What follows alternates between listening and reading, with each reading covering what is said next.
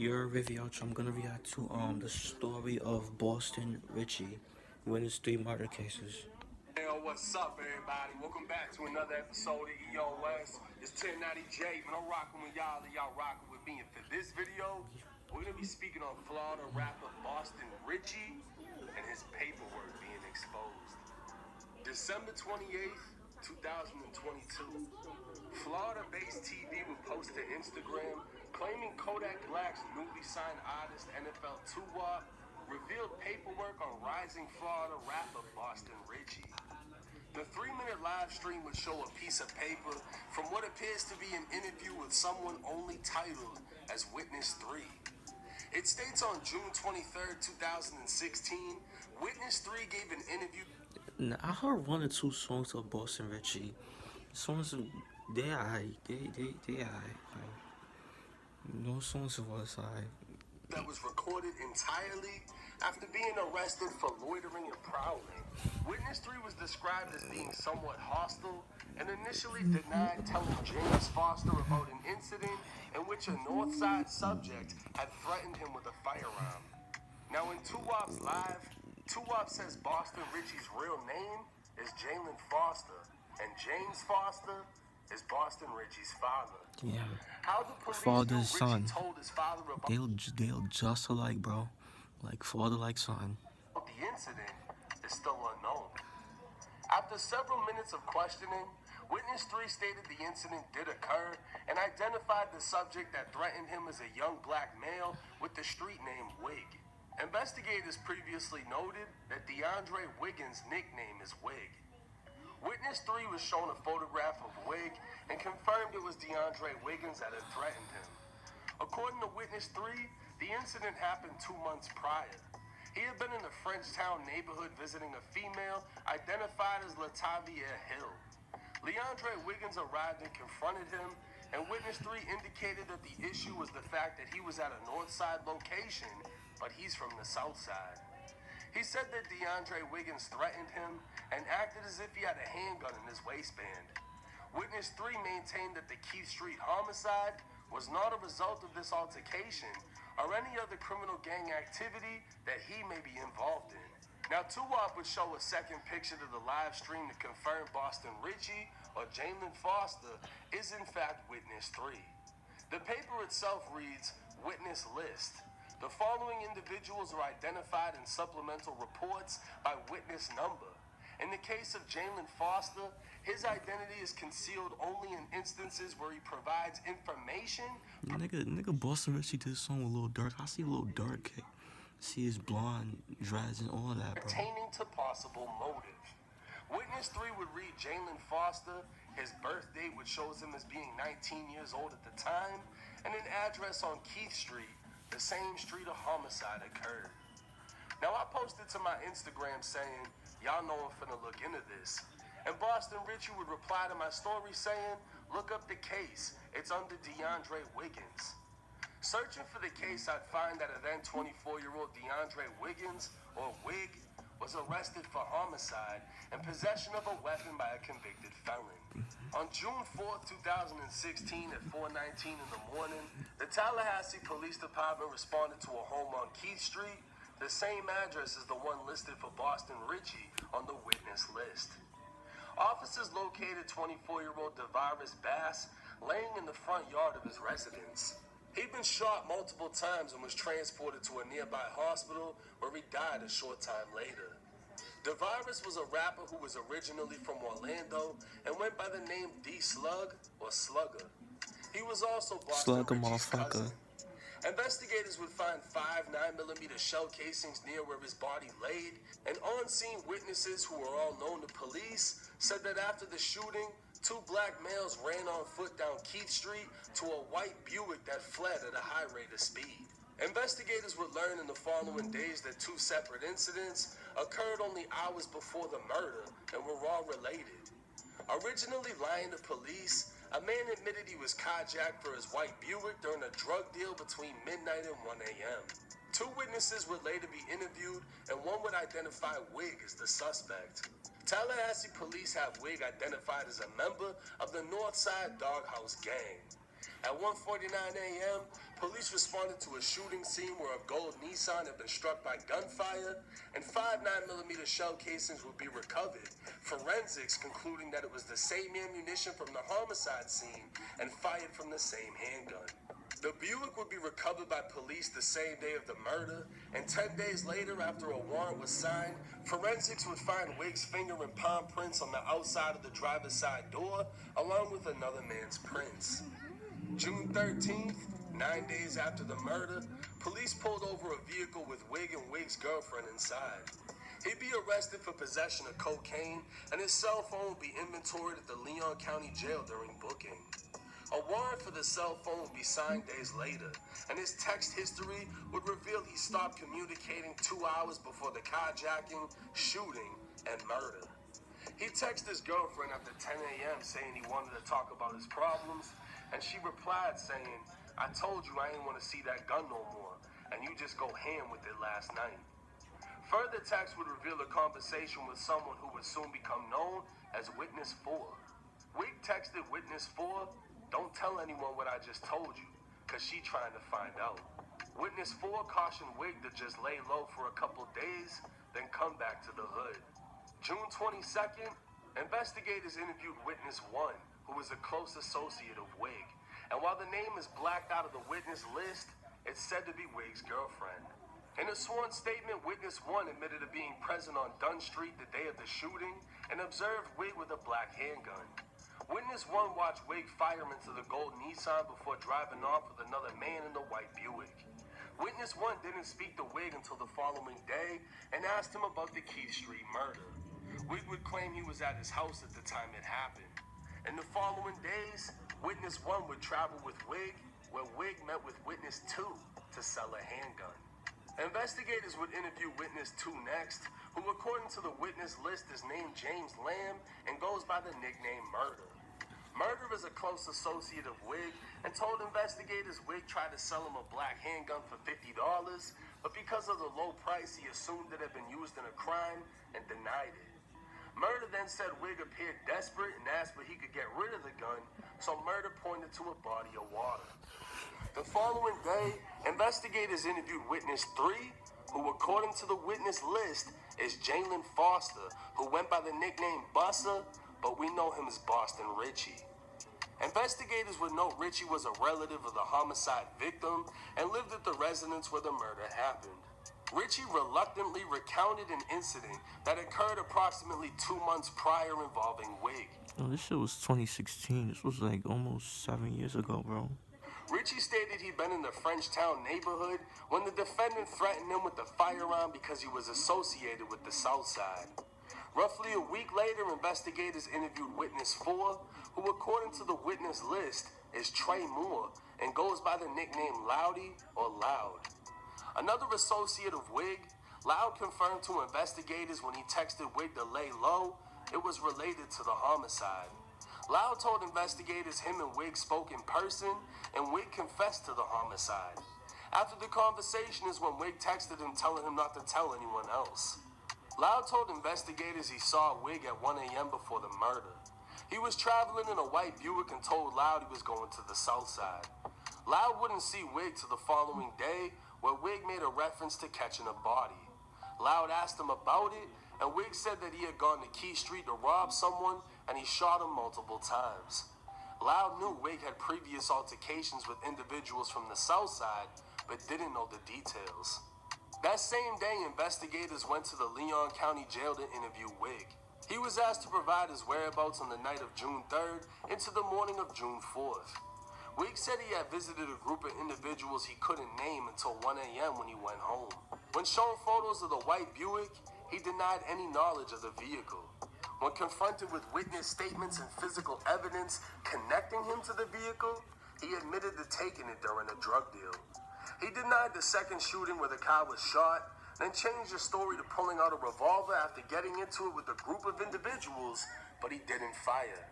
He claimed to have disposed of the gun in a body of water. Wigg would deny involvement in the Key Street murder, once again changing his story and claiming he checked into a motel that had no record of his stay. Wigg then admitted to knowing Witness 3, aka Boston Richie. Wick confirmed him and Richie had a past altercation, but denied Richie's version of events. Instead, Wick said Richie and his brother pulled up on Dunn Street, armed with AK-47 style rifles, and threatened him. According to the affidavit, based on the totality of evidence, investigators believe Wick carjacked a Buick, shot up a car, and committed the murder. More specifically, witness testimony also demonstrated that the defendant discussed details of the homicide, attempted to rid himself of the handgun used, and was ultimately told to discard it in a body of water. Witness testimony and the defendant's own statements indicate that the defendant had past altercations with the homicide victim's family members in the prior months. And witness statements indicate that the defendant confessed that he went to the Keith Street residence on the morning of June 4th, and that once there, he shot and killed the victim. Each of these pieces of evidence were used to secure probable cause, and Wick was arrested for murder. Now, I asked Boston Richey if he was in fact witness 3. He'd say when the shit took place, they interviewed him first, meaning Wick. He told Troll the person who killed my cousin. He told the police we pulled up with rifles and shit. They took his story and basically said I said what he said just to make him sound guilty to charge him. Richie would then send a picture of Wick's statement and say, this what he told Troll, you feel me? They took what he said and tried to say the same thing on my end like I said it, you feel me? Now, not only has Boston Richey admitted to being witness 3, he took to his Instagram posting Wick's statement and said, y'all gonna keep flagging or y'all gonna drop your nuts and speak on some real shit? I don't even post on IG about no street shit. I could have been sent the person y'all praise up. Shit, public records. Everybody know fool ratted on me. I don't be speaking on shit or chasing clout like you jits. I've been outside, never been police. Fool, the reason I even became a witness in the case, he told Troll we pushed up with the Blicks. What's crazy is the contradiction in Boston Richey's post. He's claiming Wick snitched on him by telling the police he pulled up with guns. And because of that statement, Boston Richey became a witness. But this is a lie. According to the affidavit, Boston Richey was interviewed by police on June 23rd, the same day he was arrested for loitering and prowling. Wick wouldn't be interviewed until June 29th, 6 days later. Boston Richey could have at any point in time denied speaking with police and wasn't even being questioned about loitering, which was why he was arrested. Instead, he identified Wick by a photograph to police, told them he'd previously been threatened by Wick, and maintained that the Keith Street murder was not a result of the altercation or any criminal gang activity Richey may have been involved in, meaning Richey wanted to clarify to police he had nothing to do with the murder.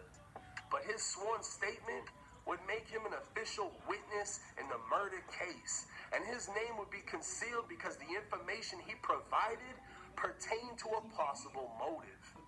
His sworn statement would also be used as evidence in finding probable cause to charge Wick with murder. Now, Boston Richey is saying Wick ratted on him for telling police Richey pulled up with guns, so that would mean Richey ratted for telling police Wick threatened him. But Boston Richey didn't just rat too, he ratted first.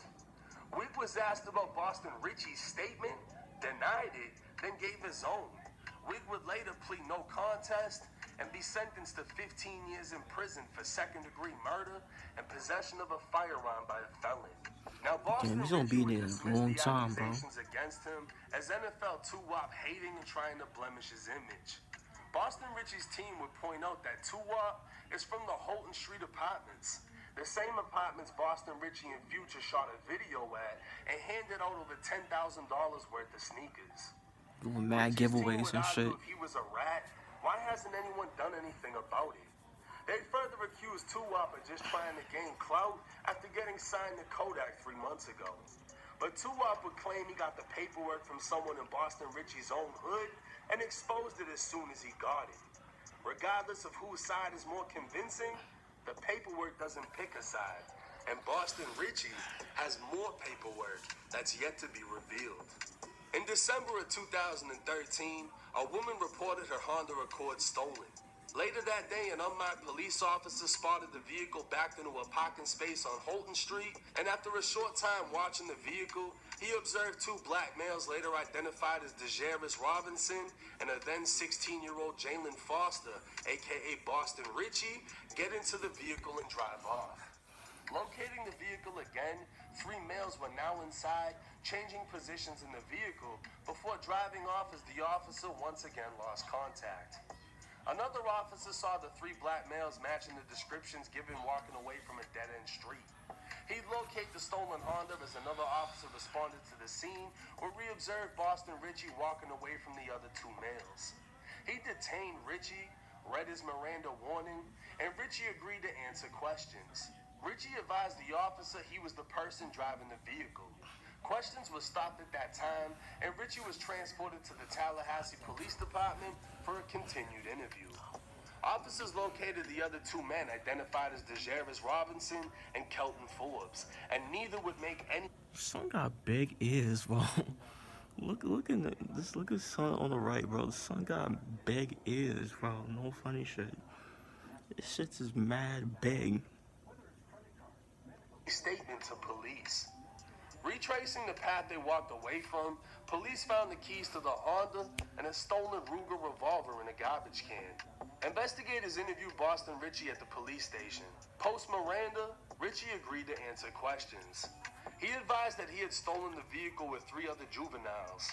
He only knew one of the juveniles by the name George, and George told him the Honda had the keys inside of it, and they took the car between 2 a.m. and 4 a.m., driving it around until 7 a.m.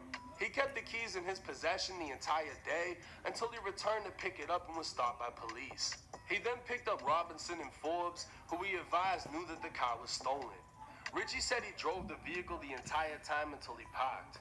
Richey then advised that Robinson and Forbes knew that the vehicle was stolen, saying they knew he stole the car and that's why they came to his house several times that day. He said he did not have possession of the stolen firearm. He said that when they were walking away from the vehicle, he jumped the fence and threw the keys in a garbage can while the other two suspects were still behind him. He is unsure if one of them threw the gun in the garbage can after he passed it. Now, the affidavit states, due to all parties knowing that the vehicle was stolen and their actions depriving the victim of her property, Boston Richey, Robinson, and Forbes were all charged with grand theft of a motor vehicle.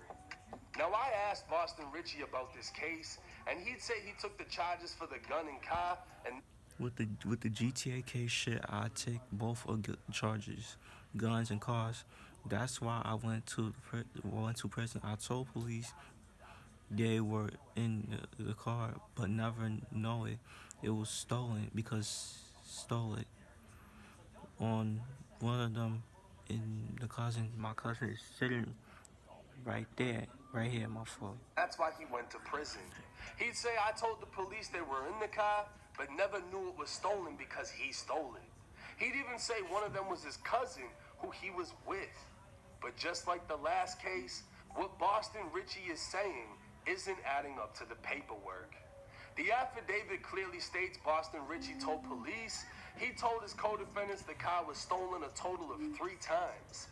Because of this, all 3 teens were arrested and charged with GTA because they knowingly got into a stolen vehicle.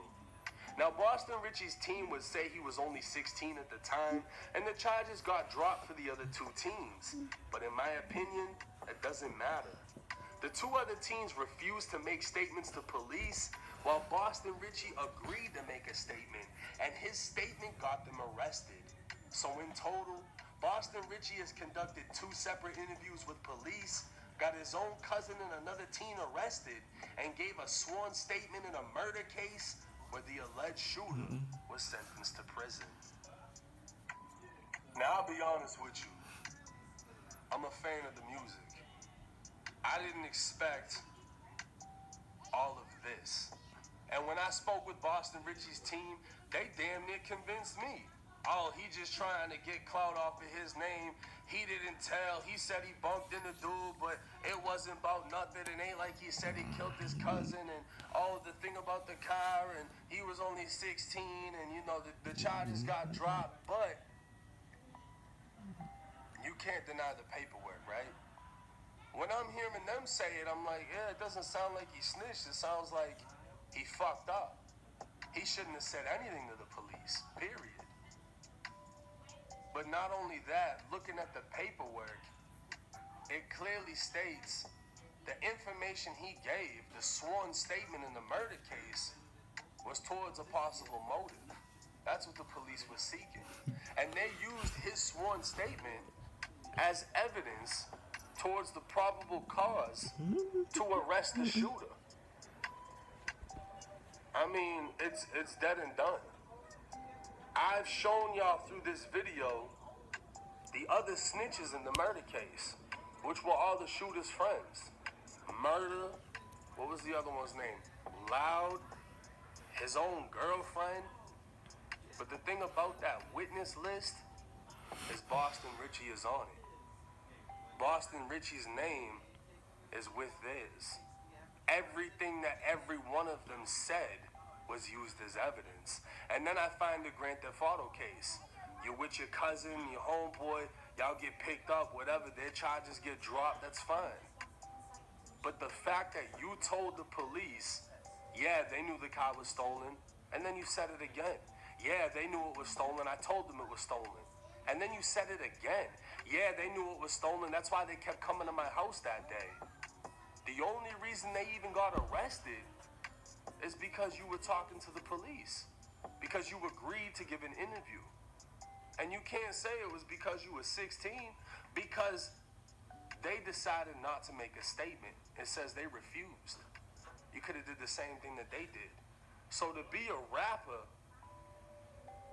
and have given a sworn statement in a murder case that led to a conviction, and an interview in another case that led to 2 arrests, it doesn't look good. Now looking back at the DMs between me and Boston Richey, it's crazy because he lied. He said that Wig was interviewed first, and Wig ratted on him, that it was Wig's fault that he was a witness in the case. Because Wig said Boston Richey ran down on him with the AK-styled weapon. But it was a lie, because the paperwork says Boston Richey was interviewed first. And when asked, Boston Richey admitted that Wig ran down on him and threatened him. So if you're gonna accuse Wig of ratting for doing the same thing you did, then what did you do? Sounds like you ratted, right? And I mean, how I look at it, because I'm unbiased with this shit, I was hit up about it. Yo, look into this. All right, I'm gonna look into it.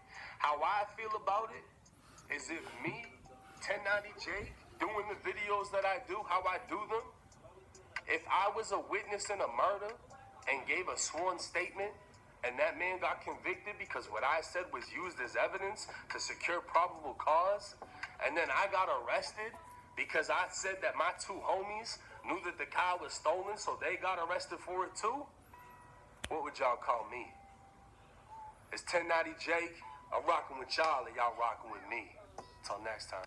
Okay, yeah, bro, like, let me, that's the vid, what y'all think about this vid, bro, like, about, fucking Boston Richey, like, I heard, like, 1 or 2 songs about him, yeah, it's alright, like, I ain't really dig into him that much, so, yeah, let me know what y'all think about this situation, bro, that, this, legal situation that she's in, bro. So yeah, make sure y'all like, comment, subscribe. Y'all know the vibes. Whoever you're just checking out, you are.